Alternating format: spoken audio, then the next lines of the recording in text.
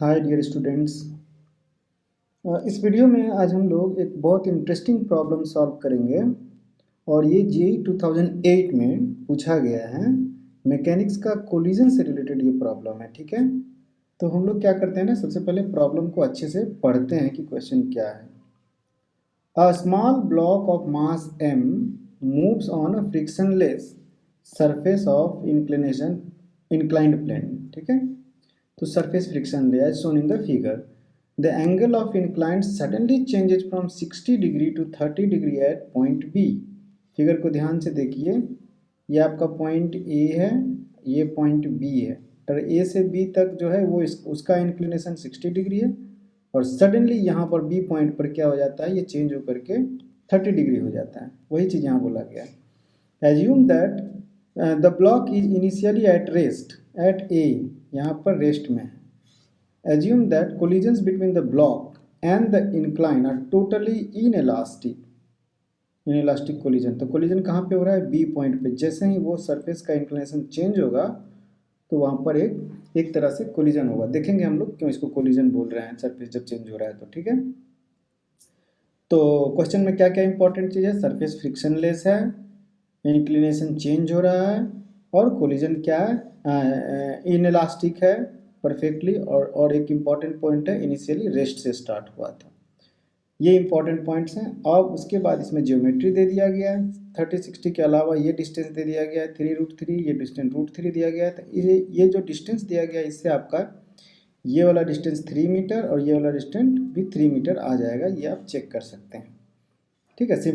Simple tan formula लगाइए, आ जाएगा tan theta. तो प्रॉब्लम क्या पूछता है, number 1, find the speed of block at point B immediately after it strikes the second incline. तो हम लोग पॉइंट वाइज करते हैं, फर्स्ट प्रॉब्लम को सॉल्व करने जा रहे हैं।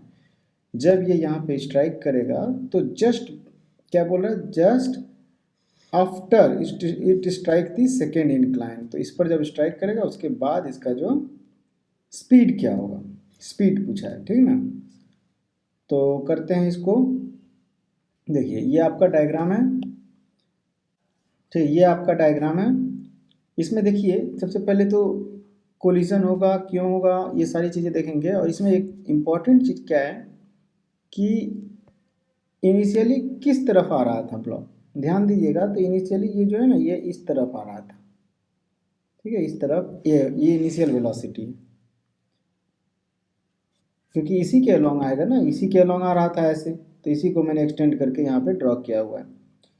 इनिशियली इस तरफ आ रहा है। दूसरी बात, इसको थोड़ा सा एक्सटेंड करेंगे, ज्योमेट्री समझना बहुत ज़रूरी है कि ये 30 डिग्री है आपका एंगल, ठीक है। तो आप देखिए कि कौन सा क्या होगा, ये टोटल एंगल आपका 60 डिग्री हो जाएगा, ठीक है, और ये 60 डिग्री हो जाएगा। और यहाँ पर ध्यान दीजिएगा कि ये एंगल कितना होगा, ठीक है। ध्यान ध्यान से इसको एनालाइज कीजिएगा। तो ये एंगल भी आपका हो जाएगा 30 डिग्री, ठीक है। ये 60 डिग्री दिया गया है, ध्यान दीजिए, ये 60 डिग्री जब दिया गया है तो आपका ये 30 डिग्री हो जाएगा और ये 30 हो गया। तो इस वाले ट्रायंगल में ध्यान दीजिए, ये बड़े वाले ट्रायंगल में, ये इस ट्रायंगल में अगर ये 30 हो गया तो ये कितना हो जाएगा, 60 डिग्री हो जाएगा। फिर जब ये 60 हो गया तो ये 30 हो गया और ये 30 हो गया, ठीक है। ये टोटल जबकि आपका कितना है, 60 है, तो ये भी 30 हो गया। तो मतलब इस तरह से आप जो है एंगल निकालिए कितना क्या है नहीं है। और इनिशियल वेलोसिटी जो है वो यहाँ पर आपको दिखाई दे रहा है। सपोज कीजिए कि ये v है, इनिशियली v से आ रहा था। और डायरेक्शन अगर डायग्राम में थोड़ा सा और क्लियर हॉरिजॉन्टल और वर्टिकल को दिखाएं तो ये आपका बनता है। तो इनिशियली वेलोसिटी जो है वो v है और पूछा गया है कि जस्ट आफ्टर द कोलिजन क्या हो जाएगा उसका वेलोसिटी। बी पॉइंट को थोड़ा सा हटाते हैं विजिबिलिटी क्लियर रखने के लिए, ठीक है। तो इनइलास्टिक कोलिजन है, तो अब कंडीशन लगाते हैं और एक एक करके लिखते हैं कि भाई इनइलास्टिक है तो क्या होना चाहिए। इनइलास्टिक कोलिजन में क्या होता है ये बताइए पहले। इन इलास्टिक कोलिजन में क्या होता है, इन इलास्टिक कोलिजन का कंडीशन होता है कि relative velocity after collision zero हो जाना चाहिए, जो भी बॉडी आपस में टकरा रहा है। तो लिखेंगे रिलेटिव वेलोसिटी आफ्टर कोलिजन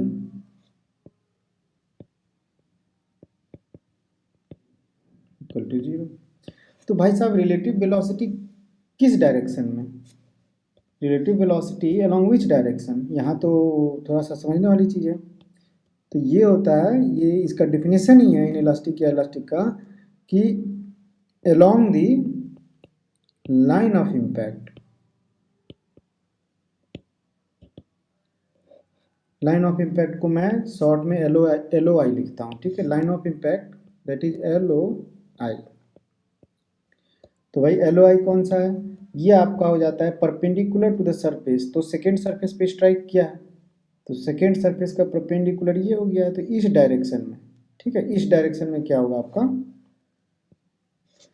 इस वाले डायरेक्शन में अलोंग दिस डायरेक्शन क्या होना चाहिए, रिलेटिव वेलोसिटी जीरो हो जाना चाहिए आफ्टर द कोलिजन। यही है इनइलास्टिक कोलिजन का प्रॉपर्टी।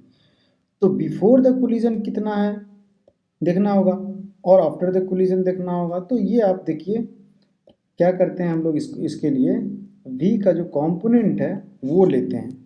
तो v का कंपोनेंट, एक कंपोनेंट आ जाएगा v cos 30, इस तरफ आ जाएगा, ध्यान दीजिए, ठीक है, ये कंपोनेंट हो गया v cos 30। क्यों, क्योंकि ये 30 डिग्री ये आपका दिख रहा है, इसलिए ये v cos 30। और फिर इस v से यहाँ से लेकर ये कितना है 60 डिग्री, ये 30 डिग्री है, ये दोनों ये तो परपेंडिकुलर है ना, तो हमारे पास ये हो जाएगा v sin 30। इसमें कोई डाउट नहीं होना चाहिए। ये जस्ट बिफोर कोलिजन में बता रहा हूँ। तो जस्ट बिफोर कोलिजन ये था। तो along the line of impact, ये आपका लाइन ऑफ इम्पैक्ट है। तो along the line of impact velocity था v sin 30 और वो अब क्या हो जाएगा जीरो, पहले रिलेटिव, क्योंकि ये तो रेस्ट पर है, ये तो मूव कर नहीं रहा है, तो क्या हो जाएगा v sin 30 जो है वो नहीं रहेगा after the collision, along the line of impact कुछ भी नहीं रहेगा। क्या रह जाएगा, केवल ये रह जाएगा v cos 30। क्यों v cos 30 after the collision बदलेगा नहीं, क्यों, इसलिए नहीं बदलेगा कि कोलिजन के समय इसके अलोंग जो है कोई भी फोर्स नहीं लगता है, जो भी फोर्स लग रहा है इम्पैक्ट फोर्स है along the line of impact. तो उधर का पूरा ये v sin 30 किल हो जाएगा, क्योंकि ये इन इलास्टिक कोलिजन है, तो पूरा का पूरा एनर्जी लॉस्ट हो जाएगा, v sin 30 की वजह से जो एनर्जी है वो पूरा लॉस्ट हो जाएगा और इधर वेलोसिटी जीरो हो जाएगा। तो इसका मतलब आफ्टर द कोलिजन इसका स्पीड क्या हो गया v cos 30। तो ये लॉजिक है इसका, ठीक है। तो लिख सकते हैं पार्ट 1 का आंसर हो जाएगा after the collision speed equal to v cos 30। तो भाई v तो अभी हमने निकाला ही नहीं, आफ्टर कोलिजन क्या हो जाएगा, speed equal to speed of block equal to v cos 30। cos 30 का वैल्यू लिख दीजिए कितना होता है, ये हो जाएगा v√3/2। लेकिन v अभी फाइंड आउट करना है, v नहीं मिला है। तो v कैसे मिलेगा आपका, v इस तरह से मिल जाएगा कि जब ब्लॉक यहाँ से यहाँ आता है, मतलब तो उस समय एनर्जी कंजर्वेशन लगाइए या टेक्निक लगाइए। तो टेक्निक, एक टेक्निक होता है कि जितना एनर्जी लॉस हुआ है यहाँ से यहाँ mgh, वही एनर्जी इसके काइनेटिक एनर्जी में बदला, क्योंकि यहाँ तो रेस्ट में था। तो हम लोग लिख सकते हैं loss gain in potential, loss in potential energy is equal to gain in kinetic energy. Loss in, क्योंकि दूसरा फॉर्म ऑफ वर्क नहीं हो रहा है यहाँ पे, loss in potential energy is equal to gain in kinetic energy, simple है। तो पोटेंशियल एनर्जी mgh लॉस हुआ है और गेन कितना हो जाएगा हाफ mv²। तो इसको हम लोग सॉल्व करेंगे, कट जाएगा और v is equal to √2gh आ रहा है। इसका वैल्यू पुट करेंगे 2 × 10 × 3, तो मतलब ये v आ गया आपका 60 मीटर पर सेकेंड रूट में। तो भाई यहाँ पे v यहाँ पे वैल्यू पुट कर देते हैं। तो आफ्टर कोलिजन आपका स्पीड आ जाएगा कितना, आफ्टर कोलिजन, ये बिफोर कोलिजन भी आया है। After collision speed equal to v√3/2, जो कि कितना हो जाएगा √60 टाइम्स √3/2, तो ये √45 हो जाएगा मीटर पर सेकेंड। तो ये फर्स्ट पार्ट का आपका आंसर हो गया, speed of the block just after the collision. ध्यान से समझिए इसमें हुआ क्या क्या है। ये वाला पार्ट जो था, जो बिफोर कोलिजन, वो किल हो जाता है because of inelastic collision. Relative velocity between the block and this incline ये था v sin 30, बाद में 0, तो बाद में ये केवल रह जाता है। यही स्पीड मैंने यहाँ पे निकाल दिया है, विच इज √45 मीटर पर सेकेंड। सेकेंड प्रॉब्लम देखते हैं क्या है। ये देखिए सेकेंड प्रॉब्लम क्या बोलता है। सेकेंड है speed of block at point C immediately before it leaves the second incline. यहाँ पर मतलब नीचे उतरने से जस्ट पहले इसकी स्पीड क्या है। तो इसमें भी एनर्जी कंजर्वेशन लगाएंगे, कुछ नहीं। जब ब्लॉक, यहाँ हमें अब स्पीड पता चल गया है, ये स्पीड है, ठीक है।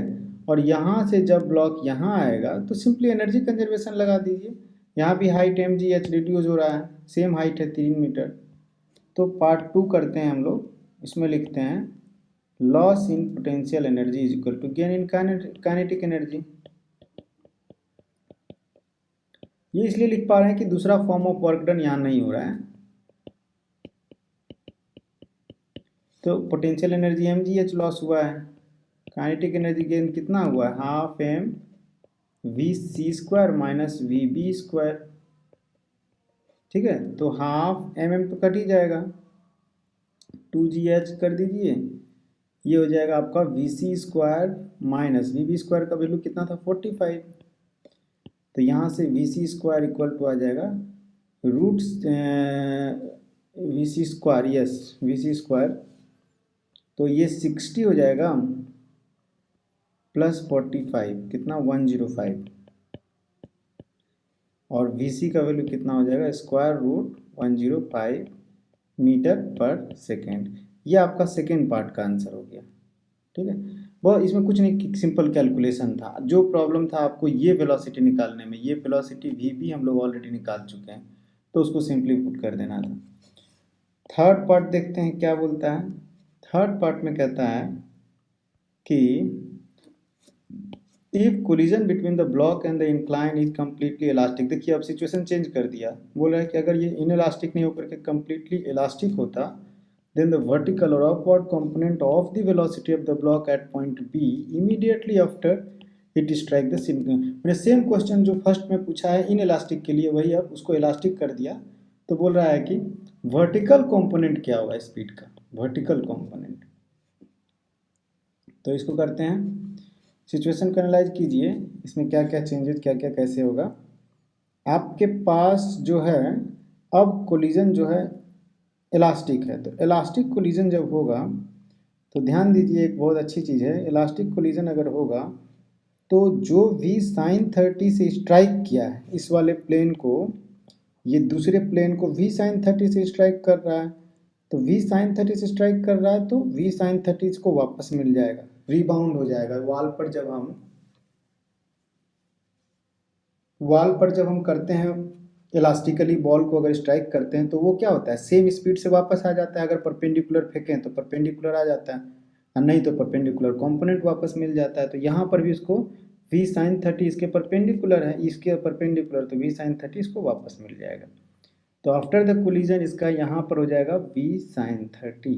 ध्यान दीजिएगा ये आफ्टर द कोलिजन कंपोनेंट मिल गया है, इलास्टिक कोलिजन के केस में v sin 30 मिल गया, और v cos 30 इलास्टिक हो या इन इलास्टिक हो, पैरेलल टू द इंक्लाइन है, वो यही रहेगा, ठीक। तो अब क्या हुआ, हमारे पास ये दो स्पीड्स है, इन्हीं दोनों का वर्टिकल कंपोनेंट नेट निकाल लेना है कि कितना होगा, अब वही आंसर हो जाएगा, ठीक है। तो v cos 30 आपका ये स्पीड है, इस तरफ v cos 30, ये v cos 30 और ये v sin 30, और इन दोनों का रिजल्टेंट जो वर्टिकल डायरेक्शन में क्या होगा। तो इसको हम लोग ब्रेक करते हैं, इस v cos 30 को ब्रेक करेंगे एक वर्टिकल में और एक इस तरफ हॉरिजेंटल। इसी तरह से ये v sin 30 को ब्रेक करेंगे ये हॉरिजेंटल और ये वर्टिकल। ठीक है, थोड़ा सा अगर आप जियोमेट्री पे ध्यान दीजिएगा तो क्या देखिएगा कि ये जो है ये वर्टिकल लाइन जो है और इसके बीच में 30 डिग्री बनता है। ये एंगल कितना है, ये 30 डिग्री एंगल होगा। और अगर ये 30 होगा तो ये जो v sin 30 है उसका कंपोनेंट इधर लिखेंगे तो कितना हो जाएगा, ये कंपोनेंट हो जाएगा v sin 30 cos 30। ठीक है, तो मैं लिखता हूँ ये हो जाएगा, क्योंकि इसको मान लीजिए v डैश अगर बोलते हैं, ठीक है, ये वाला v डैश होगा तो ये हो जाएगा v डैश cos 30। ये हो जाएगा ना जी, v डैश cos 30। ठीक है, इसी तरह से इधर आ जाइए, नीचे की तरफ आ जाइए, तो अगर इसको हम लोग v डबल डैश बोलते हैं तो v डबल डैश का वर्टिकली डाउन कंपोनेंट एक होगा और वो कितना हो जाएगा v डबल डैश, ये टोटल 60 है तो cos 60, सिंपल बात है। v डबल डैश cos 60 हो गया और इधर हो गया v डैश cos 30। तो नेट ऊपर अपवर्ड अब ऊपर की तरफ v dash cos 30 minus v double dash cos 60, ये लिख देना है। तो लिख देते हैं upward velocity of block upward at B. ठीक है, in case of elastic collision सारा चीज़ नहीं लिखते हैं। तो क्या आया था हमारे पास, v dash cos 30 minus v double dash cos 60, नीचे की तरफ है तो माइनस हो जाएगा, v dash cos 30 minus v double dash cos 60। भाई साहब v डैश क्या था, v डैश था v sin 30, तो पुट कर दीजिए v sin 30, v sin 30 cos 30 minus v double dash भी पुट कर दीजिए v cos 30, v cos 30 और फिर cos 60। ठीक है, इसका वैल्यू ध्यान से निकालिए तो sin 30 क्या हो जाएगा, cos 60 के बराबर हो जाएगा। तो v cos 60 cos 30 minus v cos 60 cos 30, जो कि क्या हो गया 0, ये और ये बराबर है। तो थर्ड पार्ट का आंसर हो गया 0। देखिए इसमें बहुत इंटरेस्टिंग पॉइंट ये है कि जब ये कोलिजन करता है तो जब इलास्टिक कोलिजन होगा तो क्या होगा, तो क्या हुआ, इलास्टिक कोलिजन हुआ तो v sin 30 जो बिफोर कोलिजन था आफ्टर कोलिजन उसी का रिवर्ट उसको इस वाले प्लेन से मिला है, क्योंकि ये आफ्टर द कोलिजन यही है प्लेन, लाइन ऑफ इम्पैक्ट इसी के परपेंडिकुलर होगा। और जब वो परफेक्टली इन इलास्टिक कोलिजन था तो जो भी इसके लाइन ऑफ इम्पैक्ट के अलॉन्ग था वो एब्जॉर्ब हो गया, क्योंकि ये कंडीशन हमको सेटिस्फाई करना है along the line of impact. ठीक है, तो आई होप सब समझ में आ गया होगा। Thank you.